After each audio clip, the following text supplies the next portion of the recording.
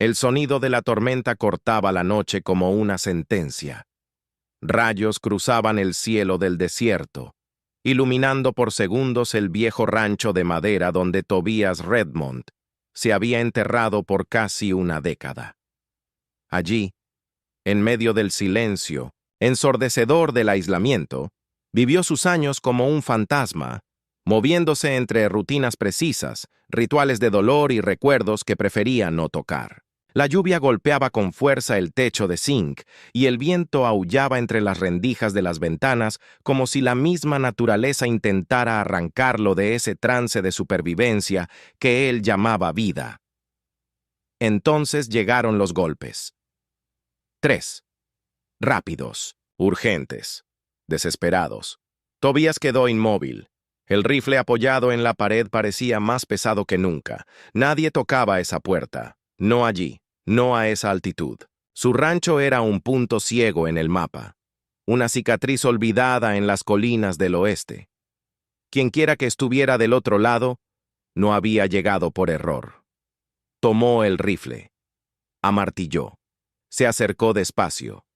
Cada paso sobre el suelo de madera parecía hacer eco de antiguos gritos, voces del pasado, los ojos cerrados de su esposa, el cabello ensangrentado de su hija, la masacre. Aquellos soldados, esa bandera, esos malditos uniformes. ¿Quién es?, gritó con la voz ronca de quien no hablaba con un ser humano desde hacía semanas. Por favor, déjanos quedarnos, solo por esta noche. La voz era femenina, joven, pero había más. Tobías escuchó otros susurros, pasos apresurados, llanto contenido. Un trueno estalló, y por un segundo vio a través del vidrio sucio. Eran mujeres. 10, tal vez más. Empapadas, cubiertas de barro. Una de ellas en el suelo, otra cargando un bebé. Por un instante, el pasado regresó con toda su fuerza. El rancho en llamas, los gritos, el sonido de los disparos, el olor a carne quemada. Tobías cerró los ojos. Respiró hondo. «Váyanse. Este no es lugar para ustedes», dijo, sin abrir la puerta. Pero la respuesta vino con otra voz, más grave, más firme, con una autoridad que no pedía, exigía. «Si nos echas, ellos nos encontrarán y nos matarán, no solo a nosotras, a ti también». Silencio. La tormenta parecía escuchar. Tobías quedó allí, con la mano en el cerrojo. Podía darse la vuelta, fingir que nada pasó, como siempre hizo. Pero algo en esa voz lo hirió, como una flecha antigua clavándose en una herida que creía cicatrizada. Y entonces hizo lo impensable. Giró la llave. Abrió la puerta. 10 mujeres entraron, todas con ojos de quienes ya habían visto el infierno, y habían seguido caminando, sucias, cansadas, algunas con heridas, abiertas. Una cargaba a otra sobre los hombros, una sostenía al bebé, otra empuñaba solo un cuchillo ensangrentado. La última en entrar era Ayanna. Sus ojos se cruzaron con los de él con la precisión de un disparo certero. No había súplica allí, ni gratitud, solo la crudeza de quien sabe exactamente lo que está haciendo. Tobías sintió un vuelco en el estómago, no de miedo, sino de memoria. Esos ojos no eran tan distintos a los suyos.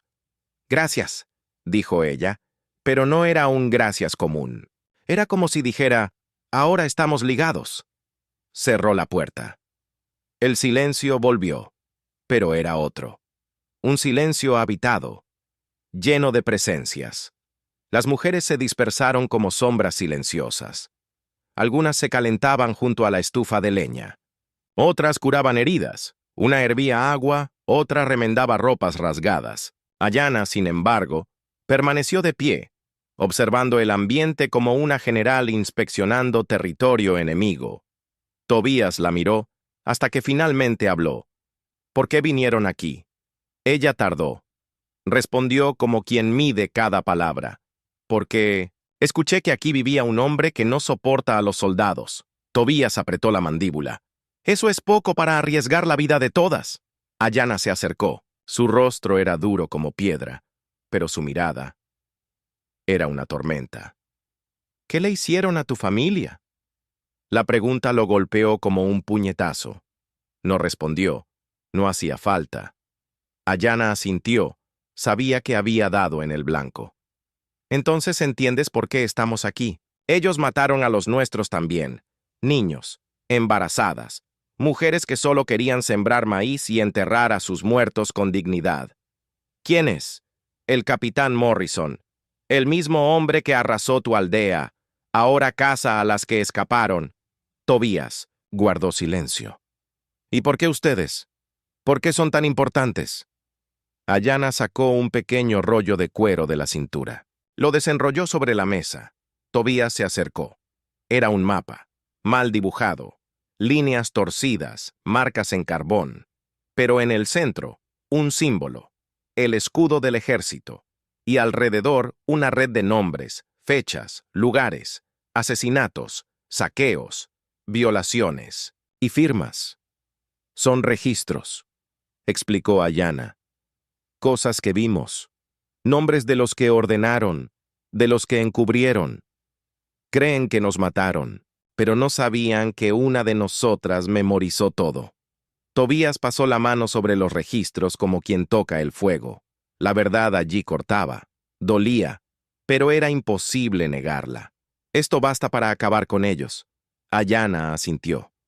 Por eso quieren borrarnos. No somos solo víctimas, somos testigos. Un trueno estalló afuera. Tobías cerró los ojos. Respiró hondo. Estaba de regreso en el infierno. Pero esta vez no estaba solo. ¿Saben que vinieron aquí? Saben que estamos en la región. Y cuando vean que no salimos del bosque, subirán a las colinas. Miró por la ventana. La lluvia amainaba. El camino de barro se extendía serpenteando por el bosque. Había huellas, rastros, señales de que esto apenas comenzaba. Entonces trajeron la guerra a mi puerta, dijo. Ayanna no lo negó. La guerra ya estaba aquí. La diferencia es que ahora puedes elegir de qué lado estás. Tobías tomó el rifle, el mismo que usó el día que enterró a su hija. Lo cargó, verificó la mira, y por primera vez en 8 años se sintió vivo. Hay leña en el cobertizo, un generador en el sótano, raciones secas, y una cerca detrás de la casa con agujeros, dijo, como quien entrega un mapa de trincheras. Ayanna sonrió. Una sonrisa breve, precisa, como una cicatriz. Vamos a repararla y vamos a luchar. Esa noche, por primera vez desde la masacre, Tobías Redmond durmió con la puerta cerrada no por miedo, sino por decisión. No para mantener al mundo fuera, sino para proteger a quienes ahora estaban dentro.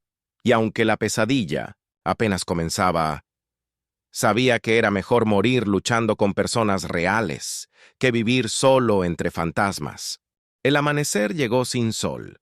La tormenta que había azotado la noche dejó el suelo empapado, el aire denso y el horizonte teñido de gris, como si el cielo presintiera la sangre que estaba por venir. La cabaña de Tobias Redmond, escondida entre colinas áridas y bosques secos, ahora estaba rodeada. De un lado, dentro de la casa, estaban 10 mujeres, un bebé y un hombre que había renacido de su propio dolor. Del otro, Morrison y la máquina de matar que él comandaba. Los primeros ruidos llegaron incluso antes del amanecer. El golpeteo de botas mojadas contra el barro, el roce de uniformes entre los arbustos, el sonido metálico de armas siendo cargadas. Tobías espiaba por la rendija de la ventana y vio lo que más temía. Demasiados hombres, demasiada confianza, demasiado odio. No estaban allí para negociar, estaban allí para eliminar. Pero Tobías vio algo que Morrison no vio. Las mujeres no temblaban. Al contrario, Ayanna estaba agachada frente a un mapa que ella misma había dibujado con carbón en la madera del suelo. Las mujeres apaches formaban un círculo a su alrededor, cada una con una función específica. Mary cuidaba al bebé y preparaba agua hirviendo para esterilizar trapos y cuchillos. Nessa, que había sido herida, afilaba lanzas improvisadas hechas con listones y metal. Yara, la más joven, montaba trampas con cuerdas y clavos en las ventanas del segundo piso. Cada movimiento era ensayado, cada acción coordinada. Tobías observaba en silencio. Ese no era un grupo de refugiadas, eran combatientes. No estaban huyendo, se estaban posicionando. Morrison atacará por el frente, dijo Ayanna sin levantar la vista. Quiere parecer héroe ante sus hombres. ¿Y los flancos? Preguntó Tobías, arrodillado junto a ella. Ya están cubiertos. La cerca fue reparada, los huecos cerrados. Los árboles a la derecha tienen espinas en los troncos. Y colocamos lanzas en la ruta de escape al norte. Tobías asintió. Por primera vez desde la guerra civil, se sentía parte de algo más grande que su dolor. Fue al sótano. Allí había enterrado, años atrás, más que herramientas y provisiones, había enterrado memorias, y entre ellas, 3 rifles, 2 revólveres, una escopeta de doble cañón y munición suficiente para toda una noche. Subió con las armas y las colocó sobre la mesa. Ayanna las miró con respeto, pero sin sorpresa. Ya lo sabía. Dijo, ella. Un hombre que construye una fortaleza en medio de la nada nunca está desarmado. Las horas pasaron en silencio, con el sonido de los enemigos acercándose, el peso de la decisión flotando en el aire. Cuando el primer disparo resonó, no como ataque, sino como advertencia, el bebé lloró. Mary lo abrazó con fuerza. Tobías tomó el rifle. Ayanna no se movió. «Capitán Morrison», gritó una voz desde afuera. «Sabemos que están ahí. Salgan y nadie saldrá herido». Tobías rió, una risa amarga. «Mentira vieja. Si salimos morimos. Si nos quedamos, tal vez matemos a algunos». Ayanna tomó su cuchillo. Se acercó a la ventana sin ser vista. Con un pequeño espejo, reflejó luz en direcciones específicas, señales acordadas con Yara, posicionada en el desván con una ballesta improvisada. Tobías observaba todo. Esa mujer pensaba como general, pero luchaba como hermana. ¿Vamos a responder?, preguntó él. Sí, con silencio. Y el silencio fue la peor respuesta para Morrison. Odiaba no ser obedecido.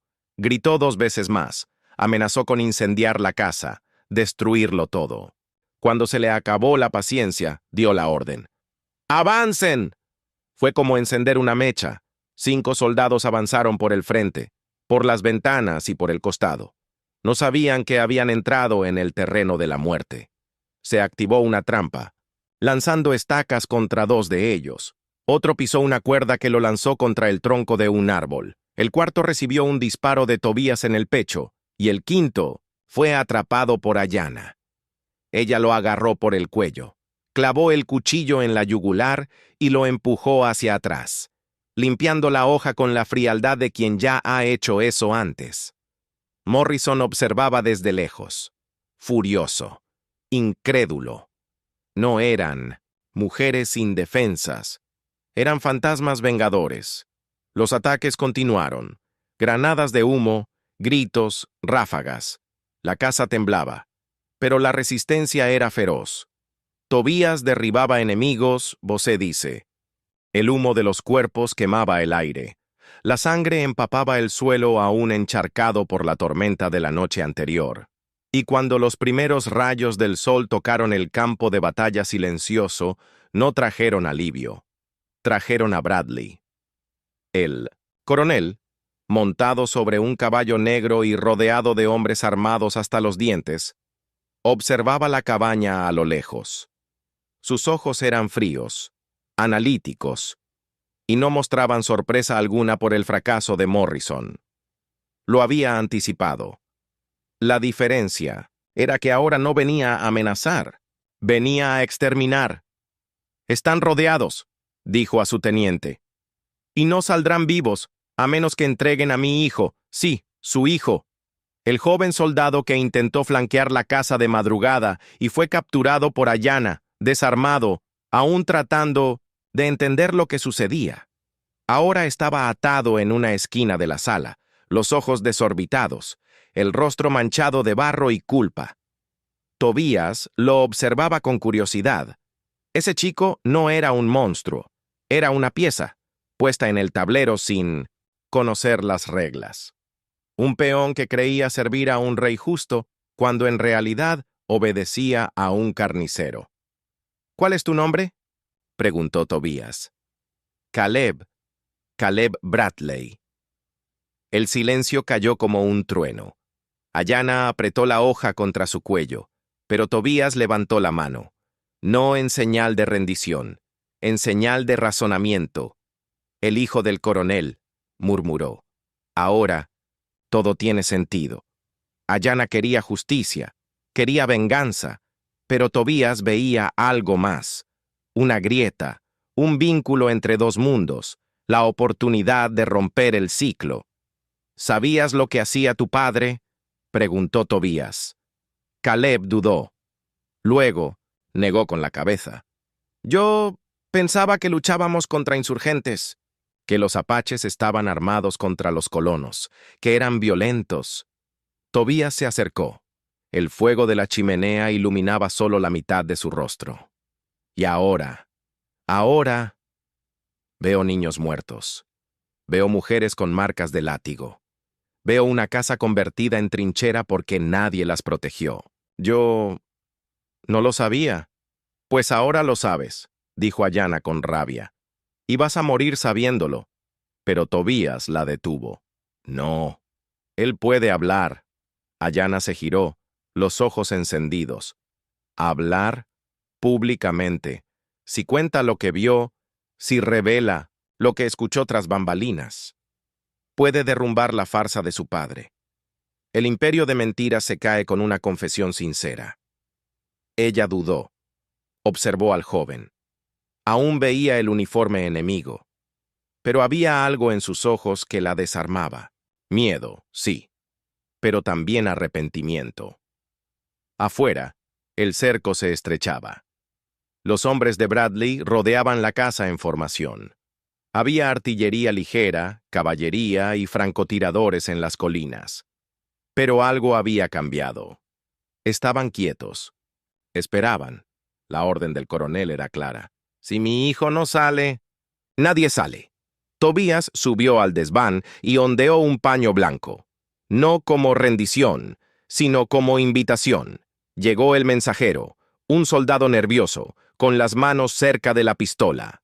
El coronel desea negociar, solo con Tobías Redmond. Bajó con calma. Se puso su chaqueta de cuero, el rifle a la espalda, y miró a Ayanna. Si no regreso, vas a regresar, dijo ella. Pero no mientas. Tobías caminó hacia el campo abierto. El sol ya quemaba. Las botas se hundían en el barro. Cada paso era una decisión.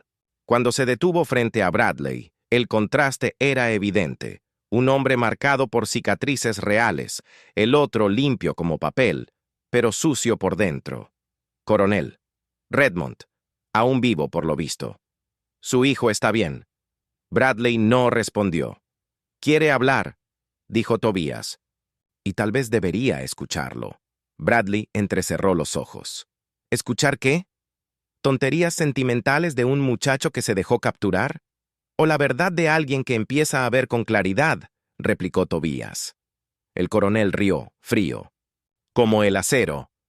No me venga con moralidades, esto es guerra.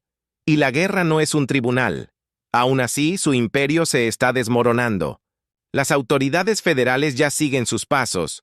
En Washington circulan rumores. Y ahora tenemos una prueba viva. ¿Prueba? Su hijo. Tobías hizo una pausa. ¿Quiere que muera como cómplice? ¿O que viva como denunciante?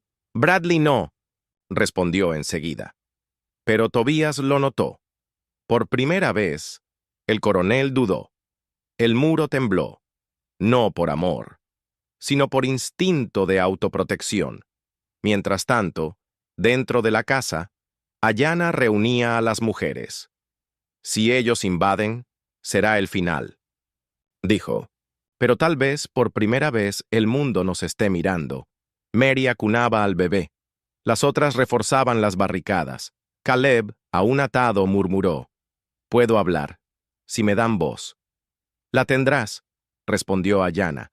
«Pero recuerda, una voz fuera de la mentira es una sentencia de muerte entre los tuyos». El sol alcanzó su punto más alto cuando Tobías volvió. Traía una carta escrita a toda prisa, sellada con el emblema militar. Era una promesa o una trampa, pero dentro contenía instrucciones. Una comitiva federal estaba en camino. Orden directa de Washington. Ya no más soldados, sino investigadores. Y había una condición: que el rehén siguiera con vida y dispuesto a testificar. La casa temblaba, no por los disparos, sino por la tensión. Tobías reunió a todos en la sala. «Esta es la oportunidad. No es perfecta, pero es lo que tenemos. No quieren guerra. Quieren enterrar el escándalo». «¿Y confiar en ellos?», preguntó Ayanna. «No. Confiamos en nosotros y usamos lo que tenemos». Tobías señaló a Caleb. «Un hijo que vio la verdad y que ahora puede convertirse en puente». El plan era arriesgado: mantener a Caleb con vida hasta que llegara la comitiva, grabar una declaración, reunir pruebas y entregar todo de forma segura. Mientras tanto, mantener la casa defendida, a los soldados a distancia y los corazones alerta. Pasaron las horas. Llegaron los helicópteros. Los hombres de Bradley se replegaron, y el sonido del motor diésel de los federales cortó el desierto. Ayanna miró a Tobías. En sus ojos había algo que él no veía desde hacía años: esperanza. «¿Va a funcionar?», preguntó ella. «Tal vez», respondió él. «Pero aunque no funcione, al fin estamos diciendo la verdad». Cuando las llantas del camión federal tocaron la tierra reseca frente a la cabaña, el silencio se esparció entre ambos bandos. No era el silencio de la paz. Era el silencio de la duda, de la tensión suspendida en el aire como polvo al final de la tarde. Las banderas en el lateral del vehículo exhibían el sello de la Unión, y los hombres que descendieron usaban trajes oscuros, insignias reluciendo en el pecho, miradas entrenadas para no mostrar emoción. No eran soldados, eran jueces silenciosos, el tipo de presencia que no llega con disparos, sino con consecuencias. Y Tobías lo sabía. La guerra externa estaba cerca de su fin, pero la interna, la que se libra dentro de cada uno de los sobrevivientes, apenas comenzaba. Bradley, atado bajo vigilancia, mantuvo la postura erguida. Sus propios hombres no lo soltaron. Cuando uno de los federales se acercó, leyó las acusaciones con calma: genocidio, subversión, ejecución de civiles, falsificación de informes. Y cuando Caleb apareció en la puerta de la cabaña, las esposas en su padre parecieron más pesadas que nunca. Caminó hacia los oficiales, con la voz aún temblorosa de juventud y miedo, pero con suficiente firmeza para dejar claro: ese testimonio era real. Habló de los campamentos destruidos, de las órdenes dadas en las sombras, de las bromas hechas a costa de los muertos. Tobías escuchó todo con los ojos fijos en el horizonte, como si cada palabra pronunciada por Caleb estuviera descongelando una parte suya que había sido enterrada años atrás. Ayanna no lloró, no gritó, solo observó. Su pueblo no tenía tribunales, nunca había tenido jueces. Pero en ese momento, al ver al enemigo esposado y siendo llevado, al oír la verdad siendo reconocida por quien solía disparar primero y preguntar después, algo en su pecho se abrió. No era perdón, aún no, pero era justicia, y eso ya era mucho más de lo que esperaba ver en vida. Con la partida de Bradley y los federales, quedó el silencio de lo que permanece. Tobías se quedó durante largos minutos mirando el espacio vacío, donde antes solo había miedo y furia. Ayanna se acercó, el hombro aún herido, pero con pasos firmes de quien carga mucho más que su propio cuerpo. ¿Te irás con ellos?, preguntó Tobías. Ella negó con la cabeza. No, partiremos hacia el norte. Hay tierras seguras, bosques donde el viento aún canta y los ríos tienen nombre. Comenzaremos de nuevo. Tobías miró al suelo. Pensó en la cabaña, en los retratos, quemados, en la vida que enterró junto a su hija y su esposa. Pensó en ir con ellas, pero algo lo jalaba en otra dirección. Mary. Ella apareció en el umbral de la puerta con el bebé en brazos. Ojos cansados pero serenos. La mujer que había cocinado durante los tiroteos, que había dormido en el suelo para que los demás se calentaran. Ahora era la única que no tenía a dónde ir. Tobías sabía lo que eso significaba. Era más que una invitación a protegerla. Era un llamado a la vida, una nueva misión. Ayanna lo entendió sin que se dijeran palabras. Simplemente asintió. Denver está lejos, dijo. Pero vale el viaje, respondió él. A la mañana siguiente, la casa fue vaciada. Tobías dejó la puerta entreabierta. No como un error, sino como símbolo. Esa casa ya no era prisión. Era solo madera, techo, tierra. Lo que le daba sentido se estaba yendo, pero también estaba renaciendo. Mientras Mary guardaba la poca ropa que tenía, Tobías se despidió de cada mujer. Algunas lloraron, otras solo tocaron su hombro en silencio. Ayanna fue la última. Lo abrazó, largo, firme, y dijo: «Fuiste uno de los nuestros, aunque nunca pintaste tu rostro. Y ustedes fueron mi guerra», respondió él, «pero también fueron mi cura». Horas después, el viejo caballo tiraba del carro rumbo al oeste. Tobías guiaba con calma.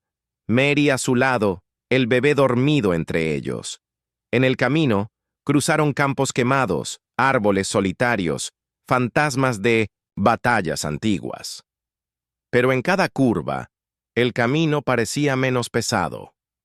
El dolor que Tobías cargaba no había desaparecido, pero había perdido el control sobre él. Al anochecer, se detuvieron cerca de un río. Mary encendió una fogata. Calentó la leche del niño y miró a Tobías como se mira a un hombre y no a una sombra. Él contó historias. Rió. Y cuando el bebé le sonrió por primera vez, Tobías sintió el corazón apretarse de un modo que hacía mucho no sentía. «¿Sabes?», dijo mirando al cielo. «Creí que había muerto el día que perdí a mi familia, pero creo que solo fui enterrado vivo. Hoy comencé a cavar». Mary no dijo nada. Solo apoyó la cabeza en su hombro. El silencio allí no era vacío. Era paz. Semanas después, llegaron a Denver, una ciudad en crecimiento, llena de casas aún en construcción, comerciantes con acentos mezclados, niños corriendo por las veredas de barro. Tobías consiguió refugio en un granero abandonado y empezó a trabajar como carpintero. Mary cocinaba para los vecinos, y poco a poco, ambos se convirtieron en una presencia familiar en el barrio. Pero Tobías sabía, aquello no se trataba solo de ladrillos, martillos y rutina. Se trataba de redención. Cierta noche, ya con el invierno acercándose, escribió una carta, dirigida a Ayanna. Dentro solo había una frase: «Me enseñaste a luchar de nuevo, y ahora enseño a un niño a vivir». La selló con cuidado. Sonrió en no. El fondo, Tobías Redmond ya no era el hombre que vivió aislado durante 8 años, ni el guerrero de una noche sangrienta. Era ahora algo más raro, un hombre que sobrevivió a su propia muerte, y esa era su verdadera victoria.